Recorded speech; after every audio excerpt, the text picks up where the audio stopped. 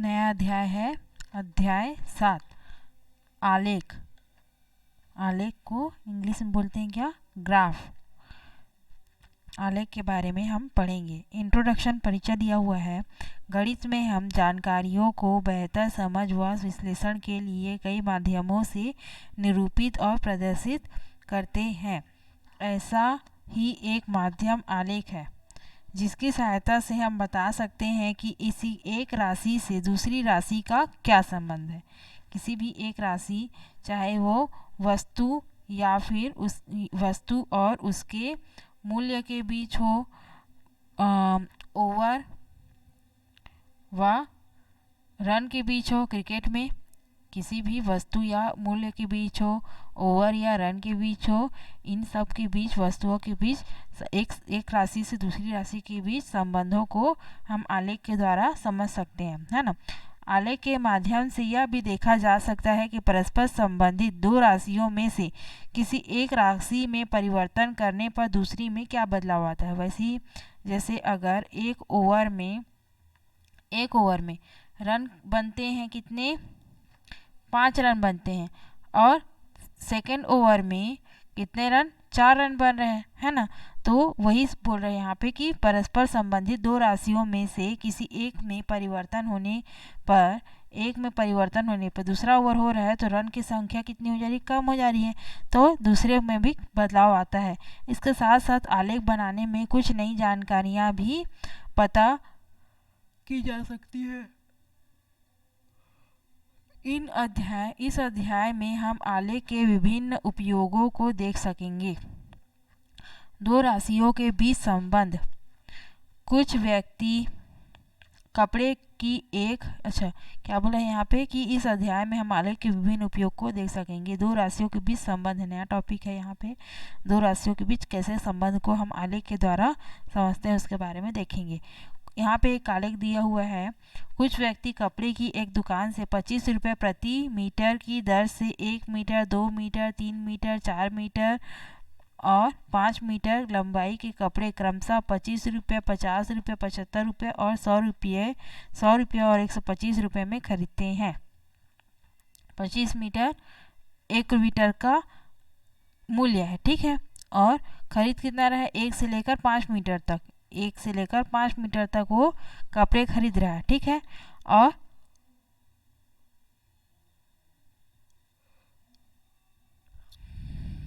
पहला मीटर का 25 रुपये, दूसरा मीटर का 25 बढ़ते जाएगा तो 50, 75, 100 और 125 रुपये मूल्य उसका बढ़ते जाएगा। उनके द्वारा चुकाई गई कीमतों और कपड़े की लंबाइयों के बीच के संबंध को आलेख में प्रदर्शित किया गया है।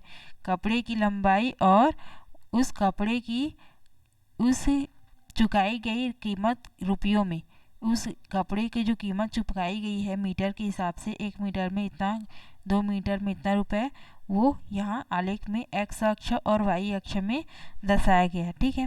आलेख में हम यह देख पाते हैं कि कपड़े की लंबाई बढ़ने से, कपड़े की लंबाई अगर बढ़ रही है तो कीमत में किस तरह का परिवर्तन हो रहा है। अगर 1 मीटर कपड़ा है तो 25 रुपये उसका मूल्य है। 2 मीटर कपड़ा है तो उसका 50 रुपया कीमत है। 3 मीटर कपड़ा है तो उसका 75 रुपया कीमत है। और 4 मीटर अगर कपड़ा है तो उसका 100 रुपया है कीमत। 5 मीटर कपड़ा है तो इसका 125 रुपये है कीमत, है ना। तो इस प्रकार से मीटर के बढ़ने के साथ साथ कीमत में भी बढ़ोतरी हो रही है। आइए एक और उदाहरण देखते हैं। यहाँ पे एक और आलेख दिया हुआ है। क्रिकेट के एक मैच में एक टीम के द्वारा शुरू के 10 ओवरों में बनाए गए रनों की संख्या इस प्रकार थी।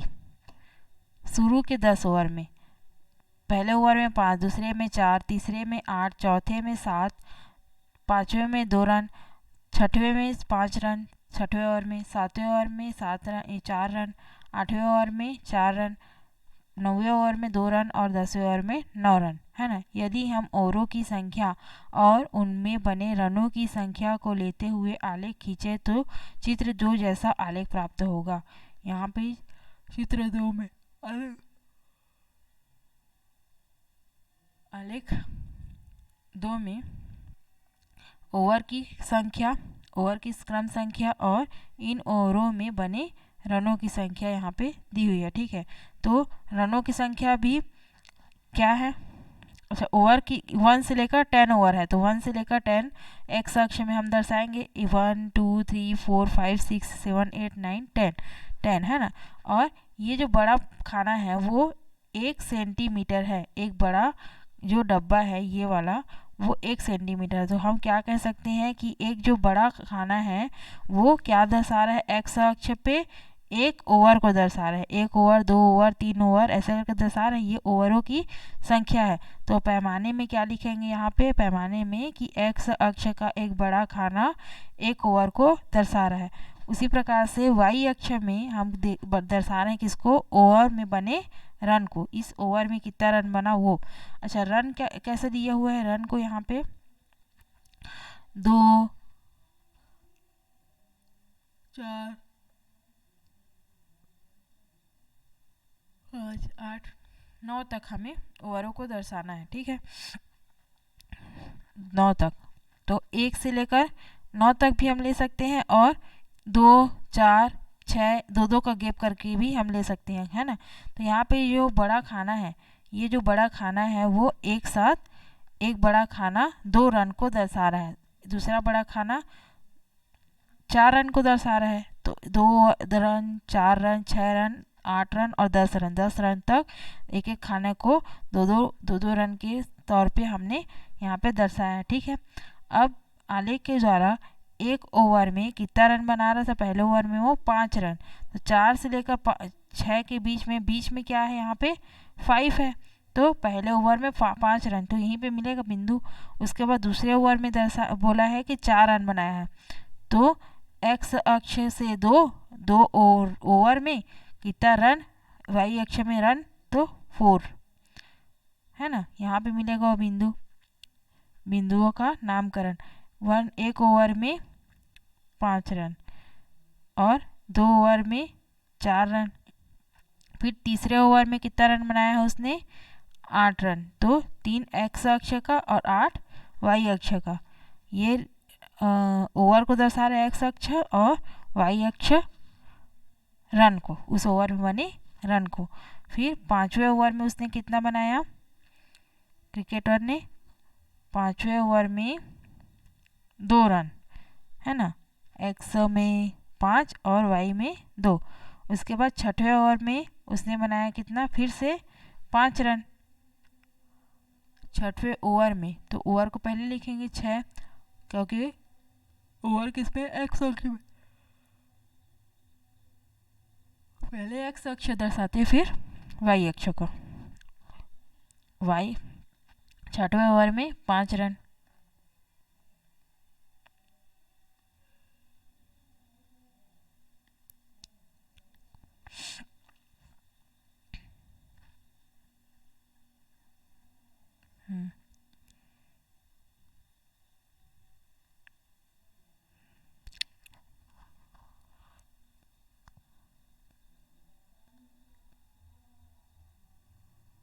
छठे ओवर में 5 रन, फिर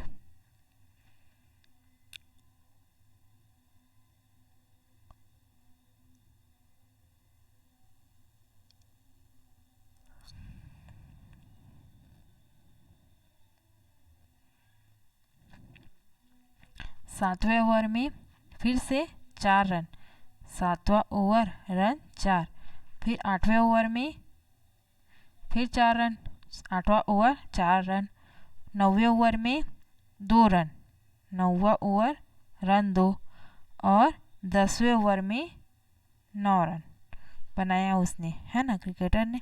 इस प्रकार से बिंदुओं को यहाँ पे दर्शाते हैं, और यहाँ पे साइड में पैमाना मेजरमेंट लिखा जाता है। एक्स अक्ष और वाई अक्ष का जो बड़ा खाना है, एक बड़ा खाना किसको दर्शाता है उसको हमें यहाँ पर लिख करके बताना पड़ता है ना। तो एक्स अक्ष का एक बड़ा खाना एक ओवर को दर्शा रहा है ना, और वाई अक्ष का एक बड़ा खाना 2 रन को, उस ओवर में बने रनों को दर्शा रहा है। तो 2 का गैप लिए हम लोग रन में, है ना, तो 2 रन को एक बड़ा खाना दर्शा रहा है। इस प्रकार से किसी भी राशि, दिए गए राशियों को आलेख पर दर्शाया जाता है। सोचें और चर्चा करें। क्या आलेख में लिए गए आंकड़ों के बीच कोई संबंध है? पहला दिया हुआ है, एक प्रकार के आंकड़ों को x अक्ष पर और दूसरे प्रकार के आंकड़ों को y अक्ष पर प्रदर्शित किया गया। क्या आंकड़ों के लिए अक्षों को चुने जाने का कोई आधार है क्या?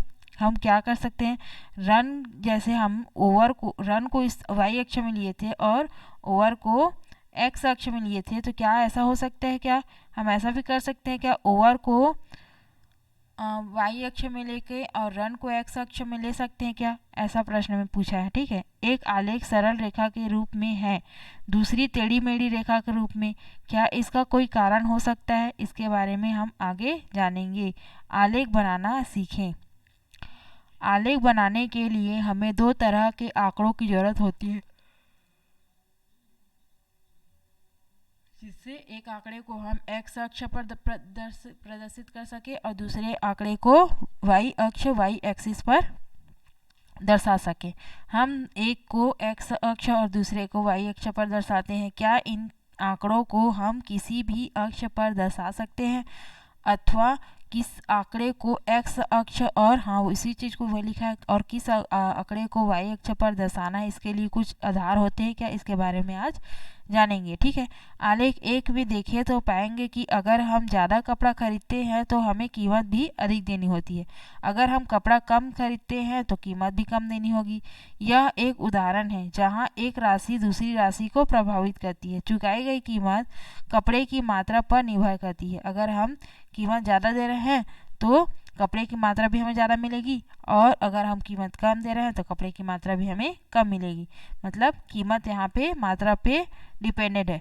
इस तरह हम कह सकते हैं कि जहाँ कपड़े की मात्रा एक मुक्त या स्वतंत्र चर है, एक मुक्त या स्वतंत्र चर है, मतलब कि मात्रा हम कितना भी ले सकते हैं, जबकि चुकाई गई कीमत एक आश्रित चर है। लेकिन जो मात्रा हम ले रहे हैं उस पर कीमत क्या है, आश्रित है।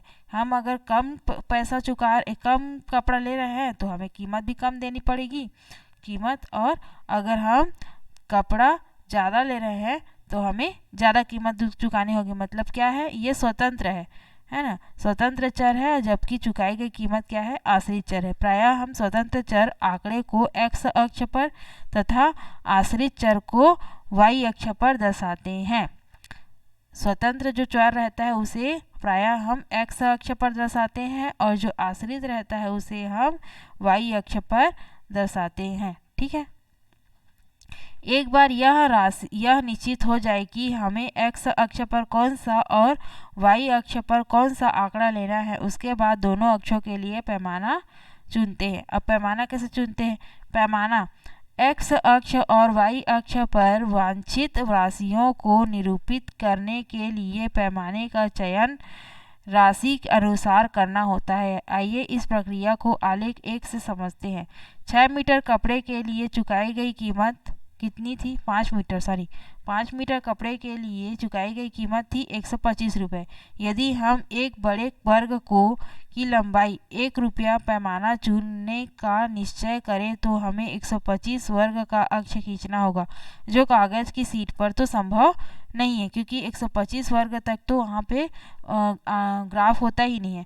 इसके विपरीत एक बड़े वर्ग की लंबाई को हम अगर 50 रुपये मान लें, एक बड़े खाने को अगर 50 रुपये का पैमाना चुन ले तो बहुत कम फैलाव होगा, तो हम बहुत कम स्पेस में उस आलेख को दर्शा सकते हैं। अतः हम ऐसा पैमाना चुनेंगे जिससे संबंध साफ दिखे।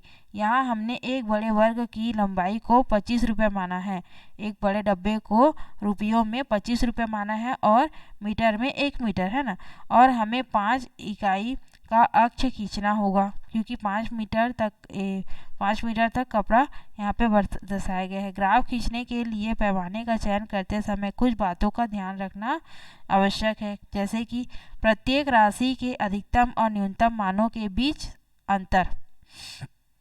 ये देखना पड़ेगा कि प्रत्येक राशि में अधिकतम मान कितना है और न्यूनतम मान कितना है, उनके बीच अंतर कितना है, जैसे कि गैप कितना है, 1, 2, 3, इस प्रकार में x अक्ष का जो राशि दिया हुआ है इस प्रकार में दिया है तो कितना का गैप है, 1 का गैप है, ये बोल सकते हैं। लेकिन मान के चलिए कि राशि इस प्रकार है 2, 4 6 गैप कितना मिल रहा है, 2 का गैप मिल रहा है ना। तो इस प्रकार से हमें प्रत्येक राशि का अधिकतम मान और न्यूनतम मान भी हमें ध्यान में रख करके आलेख का पैमाना का चयन करते हैं। ठीक है, जिस पेपर पर आलेख खींचना है उसके अधिकतम भाग का उपयोग करना है। जिस भी पेज पर हमें आलेख को खींचना है उसका अधिकतम से अधिकतम भाग को उपयोग करना है, ये भी हमें ध्यान में रखना है। प्रत्येक बिंदु को आलेख पर चिन्हित करते हैं। एक्स अक्ष पर इंगित राशि के मान के लिए वाई अक्ष की राशि के मान अनुसार एक्स अक्ष से दूरी पर बिंदु अंकित करते हैं। इन दोनों मानों से ही ग्राफ पर बिंदु मिलता है। एक्स अक्ष और वाई अक्ष को ध्यान में रखते हुए अगर एक्स अक्ष में 1 पॉइंट दे रहा है और उसी 1 पॉइंट में बोल रहा है कि वाई अक्ष में 4 मिल रहा है हमें, तो इसी को इंगित करते हुए हमें एक बिंदु मिलता है ना। चलो, आलेखों से हमें क्या पता चलता है इसके बारे में देखते हैं। आपने अखबारों, पत्रिकाओं और टेलीविज़न कार्यक्रमों में अलग अलग तरह के आलेख देखे होंगे। वास्तव में ये आलेख संख्याओं से बने आंकड़ों के चित्रात्मक प्रदर्शन हैं। एक नज़र डालने भर से हमें कई जानकारियाँ मिल जाती हैं। एक नज़र में ही हमें पता चल जाता है कि किस प्रकार से किस कीमतों में बढ़ोतरी हुई है। मात्रा को देख करके कीमत भी बता सकते हैं हम, है ना। उस प्रकार से हम आलेख देखकर एक बार में ही पता कर सकते हैं कि किस प्रकार से उसमें उतार चढ़ाव आए हैं कीमतों में, है ना। हम दोनों आलेखों को बारी बारी से देखें तो पता चलेगा कि कपड़े की लंबाई और उसके मूल्यों को निर्देशांक मानकर खींचा गया सरल रेखा आलेख यह बताता है कि कपड़े के मूल्य और उसकी लंबाई के बीच निश्चित अनुपात है। जैसे कि 4 मीटर कपड़ा खरीद रहे हैं तो हमें 100 रुपये देना पड़ रहा है, 3 मीटर कपड़ा खरीद रहे हैं तो 75 रुपये देना पड़ रहा है, 1 मीटर कपड़ा खरीद रहे हैं तो 25 रुपये देना पड़ रहा है। तो एक निश्चित अनुपात में यहाँ पे बढ़ रहा है। मीटर 1 मीटर बढ़ रहा है तो मूल्य 25 रुपये यहाँ पे बढ़ रहा है। ठीक है, यदि हम यह जानना चाहें कि किसी भी दी गई लंबाई के कपड़े का मूल्य क्या होगा या दिए हुए मूल्यों में कितना कपड़ा खरीदा जा सकेगा, तो हम आलेख द्वारा इसे भी बहुत आसानी से जान सकते हैं। ठीक है, इसी तरह दूसरा टेढ़ा मेढ़ा आलेख यह बताता है कि किसी ओवर में कितने रन बनेंगे। यह अनिश्चित है। ठीक है, किसी ओवर में कितना रन बन सकता है यह निश्चित है, लेकिन आलेख को देखकर यह तुरंत बताया जा सकता है कि किस ओवर में सबसे ज़्यादा या किस ओवर में सबसे कम रन बने हैं, है ना। इस आलेख को देख करके, जो ऊपर में आलेख दिया है उसको देख करके हम आराम से बता सकते हैं। खैर, ये तो बताना मुश्किल है कि आगे के ओवरों में एक ओवर में कितना रन बना सकते हैं, क्योंकि वो अनिश्चित है, कम भी बन सकता है ज़्यादा भी। लेकिन इस आलेख को देखकर हम ये बता सकते हैं कि इस 10 ओवर में सबसे कम रन कौन से ओवर में बना है, ये 9वें ओवर में, और 5वें ओवर में सबसे कम रन बना है 2 और 2, है ना। और सबसे अधिक रन किसमें, 10वें ओवर में 9 रन बना है, तो सबसे अधिक रन 10वें ओवर में बना है। ये हम इस आलेख को देख करके बता सकते हैं। ठीक है, औसत रन संख्या जानकर यह भी बताया जा सकता है कि 20 या 50 ओवर की समाप्ति पर लगभग कितने रन बन सकते हैं, है ना। औसत रन संख्या जानकर यह भी बता सकता है कि 10 ओवर तक कितना रन बन गया है, तो हम ऐसे अंदाज़ा लगाकर बता सकते हैं कि 20 या 50 ओवर तक हम लगभग कितना रन बना सकते हैं, ये भी हम अंदाज़ा लगा कर बता सकते हैं। किंतु यह अनुमान गलत भी हो सकता है। हाँ, ज़रूर हो सकता है, क्योंकि बाद में ओवरों में रन तेज़ी से भी बन सकते हैं या पूरी टीम आउट भी हो सकती है, इसका कोई गारंटी नहीं होता, है ना। आगे देखते हैं। इसके बाद कुछ और आलेख दिया हुआ है। एक आलेख 3, उस आलेख 3 से एग्जाम्पल दिया हुआ है, यहाँ पे के तौर पे एग्जाम्पल दिया हुआ है, उससे हम और अच्छे तरह से आलेखों इन दिए गए मात्राओं को आलेख में किस प्रकार से दर्शाया जाता है उसके बारे में और अच्छे से जान पाएंगे। इसको नेक्स्ट वीडियो में देखते हैं।